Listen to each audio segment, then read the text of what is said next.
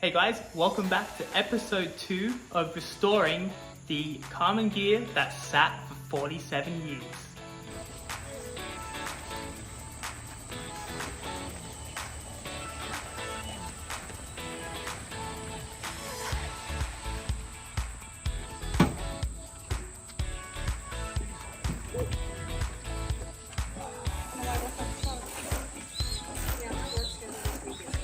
So today I went ahead, after hauling it yesterday, I've pulled it into the garage, I have put some fuel in it, and I started looking around reasons why the car wouldn't start. Now, with the help of my very experienced dad, who has lived and grown up and breathes air-cooled vehicles, he pointed me in the right direction of where to find some common issues. So we're looking at, okay, the ignition's working, the power's getting power, to some of the lines, but not all of the lines. So we went under, had a look at the starter motor, and the main wire to the starter motor was not clipped in, it was just removed simply. So that's reason number one why it wouldn't crank. So once we realized it could crank, we need to look at any other reasons why the engine might not start. We could get fuel, we can jerry-rig fuel in a way that it'll just run, just externally from the car, not from the fuel tank. And we need to see what would start. So we need to look at spark. Obviously you need compression, air, spark, and fuel.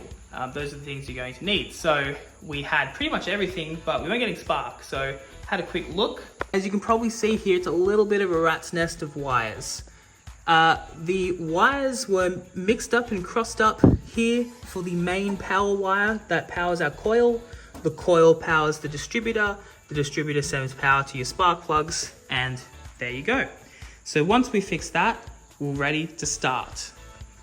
Reminder, this car was sent to a school in the 70s or 80s, around that time, to have the engine removed, and it was for them to learn how to rebuild an engine.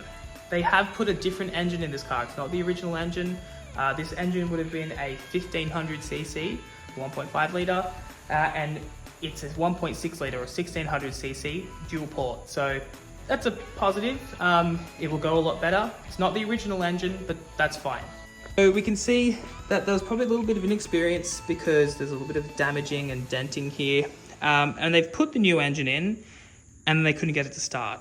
Now, who knows what happened, but all I know is that they dropped the vehicle back off to the owner and it's just sat. And it's just sat for many years. And they just couldn't get it running.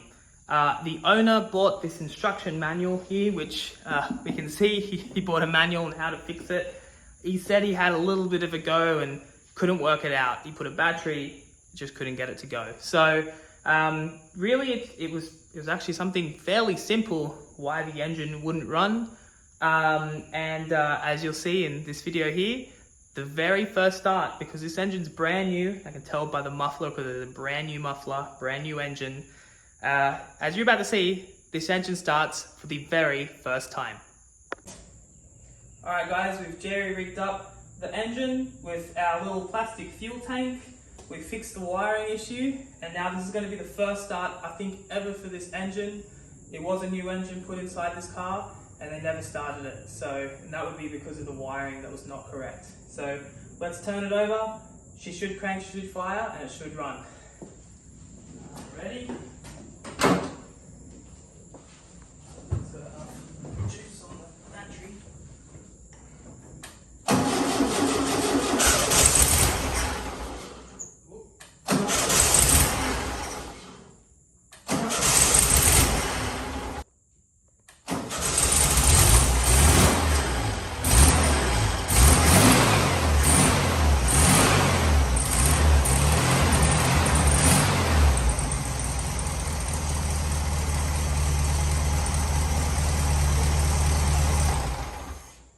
So it sat for 47 years.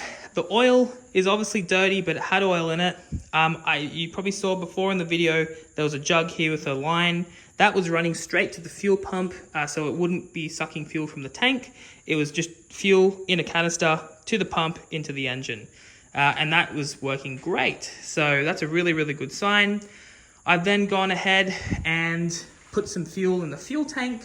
So you can see here, and I just watched for any leaks, had a look underneath, nothing was leaking, so I continued to fill and got it filled to a point and reconnected the line that sucks from the fuel tank and just let the engine run, and it's pulled fuel from the tank all the way back to the carburetor safely.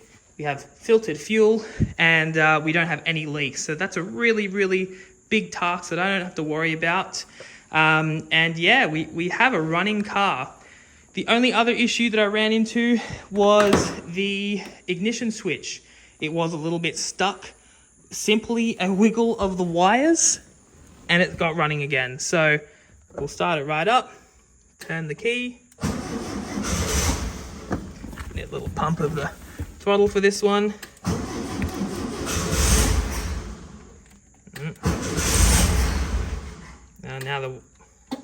Now my wire's playing up again.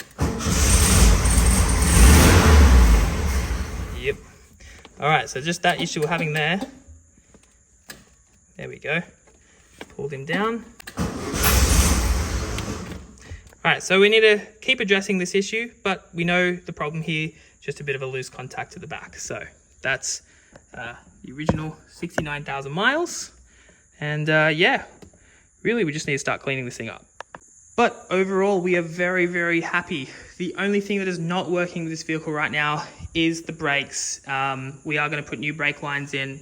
I did fill this reservoir here with some fluid, but looks like the master cylinder is not working. So we are going to have to remove the fuel tank out the front here, get that pulled apart, and just probably replace it. So yeah, otherwise, very, very happy with the outcome. We have a lovely 1968 Karmann Ghia now that is, well, I mean, not very far away from running and driving. Apart from cleaning, you know, as obviously an engine service, which we're going to go with some liquid moly oil. Yeah, this thing is pretty much very, very close to running on the road. So, very excited. So yeah, we have a running car. I can't believe it. These things are really, really simple and easy, which is great. You know, when it first wasn't starting, I was like, oh man, what have I got myself into? But thankfully, the help of my dad, he has guided me through this on the phone, basically how to get this thing going again. So, next episode, I guess we're gonna start addressing the cleanup issues. It's pretty disgusting inside. The paint definitely needs some love. And yeah, we're gonna need some new brake hoses, some new wheel cylinders, and we're also going to need to do a service. So yeah, other than that, very, very happy. Thanks for following on, and yeah, we're going to see you next episode.